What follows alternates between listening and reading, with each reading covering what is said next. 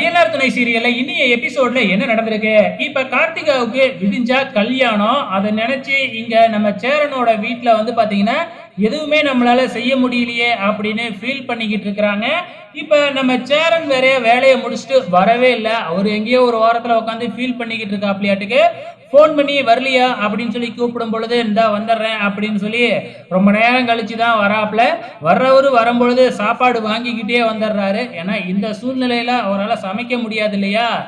அதனால வந்து பார்த்தீங்கன்னா, லேட் ஆயிடுச்சு அப்படின்னு சொல்லி சாப்பாடு வாங்கிட்டு வந்துட்டேன் அப்படின்னு பொய் சொல்றாப்ல.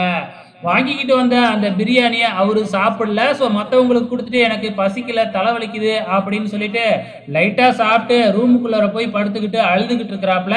இவரு இந்த பக்கம் அழுதுகிட்டு இருக்கிறாப்ல. அதே மாதிரி தான் அந்த பக்கம் கார்த்திகா நம்மளால ஒண்ணுமே பண்ண முடியலையே அப்படின்னு சாப்பிடாம கொள்ளாம அழுதுகிட்டு இருக்கு. அவங்க அம்மா வந்து விடிஞ்சா கல்யாணம், கல்யாணம் நடக்கிறப்பலாம் உன்னால சாப்பிட முடியாது. அதனால இப்பவே நல்லா சாப்பிட்டுக்க அப்படின்னு சாப்பாட போட்டு எடுத்துட்டு வந்து ஒரு பிளேட்ல வச்சுட்டு போறாங்க. ஆனா இந்த கார்த்திகா சாப்பிடவே இல்ல. இந்த பக்கம் நம்ம சேரன் அழுவுறத நம்ம தலைவர் பாத்துறாப்புல.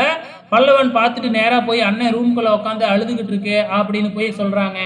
உடனே சோழன் எழுந்திரிச்சு போறாப்புல. பாண்டியன் இருந்துகிட்டு நீ இப்ப போய் என்ன செய்ய போற, ஒன்னும் செய்ய முடியாதுல்ல அப்படின்னு சொன்னதுக்கு அப்புறம் ஸோ ஆமா நம்ம அண்ணனுக்காக எதுவுமே பண்ண முடியலையே அப்படின்னு ஃபீல் பண்ணி பேசுறாங்க. நம்ம என்ன செய்ய முடியும், நாமளும் எவ்வளவோ முயற்சி பண்ணிட்டோம். ஆனா அந்த கார்த்திகா வந்து வீட்ல என்ன சொல்லி மிரட்டினாங்கன்னு தெரியல, வரவே இல்ல. நம்ம என்ன பண்ண முடியும் அப்படின்னு யோசிச்சுக்கிட்டு இருக்கிறாங்க. இதுக்கப்புறம் என்ன நடக்குது, நான் போய் கதவெல்லாம் சாத்திட்டு வரேன் அப்படின்னு நிலா வந்து வெளியில கதவை சாத்த வர்றப்ப அங்க யாரோ நிக்கிற மாதிரி தெரியுது. ஸோ யாரு அப்படின்னு வெளியில வந்து பார்த்தா கார்த்திகா. கார்த்திகா நீயா அப்படின்னு நிலா பேசுறத கேட்டுறாங்க. என்னது கார்த்திகா வந்திருக்காளா அப்படின்னு எல்லாருமே வெளியில வந்து பாக்குறாங்க. அதுக்கப்புறம் உள்ளார போய் பேசலாமா அப்படின்னு கார்த்திகாவும் உள்ளார வந்துடுறாங்க.